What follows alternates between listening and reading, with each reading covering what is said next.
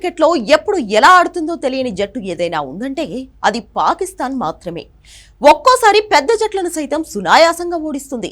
మరోసారి చిన్న జట్టు చేతిలో ఘోర పరాజయాన్ని చవిచూస్తుంది. ఒక్కోసారి 350+ టార్గెట్ను సైతం చేజ్ చేస్తోంది. మరోసారి 120 రన్స్ కూడా కొట్టలేని జట్టుగా పాక్కు పేరుంది. అందుకే నిలకడలేని జట్టుగా పాక్ను పిలుస్తూ ఉంటారు. ఇప్పుడు ఛాంపియన్స్ ట్రోఫీకి ఆతిథ్యమిస్తున్న పాకిస్తాన్ టైటిల్ ఫేవరెట్లలో ఒకటిగా ఉంది. నిలకడలేని జట్టు కాబట్టే తక్కువ అంచనా వేయకూడదన్నది కొందరు విశ్లేషకుల మాట.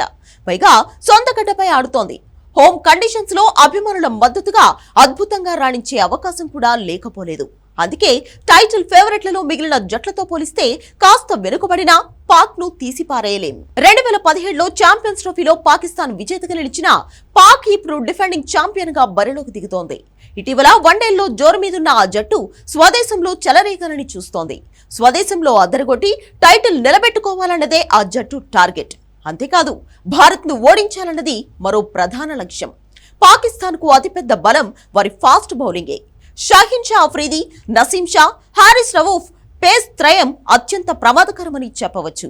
సొంత గడపై ఈ ముగ్గురు చెలరేగే అవకాశం ఉంది. ముఖ్యంగా కొత్త బంతితో షాహీన్ ను ఎదుర్కోవడం సవాల్గానే భావిస్తున్నారు.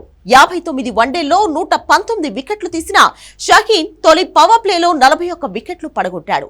నసీం 20 మ్యాచ్ల్లో 42 వికెట్లు, హారిస్ 42 మ్యాచ్లలో 85 వికెట్లు సాధించాడు. మరోవైపు అబ్రార్ అహ్మద్, అఘా సల్మాన్ తో స్పిన్ విభాగం కూడా బలంగానే ఉంది. అయితే నిలకడలేని బ్యాటింగ్ వారికి ప్రధాన సమస్య.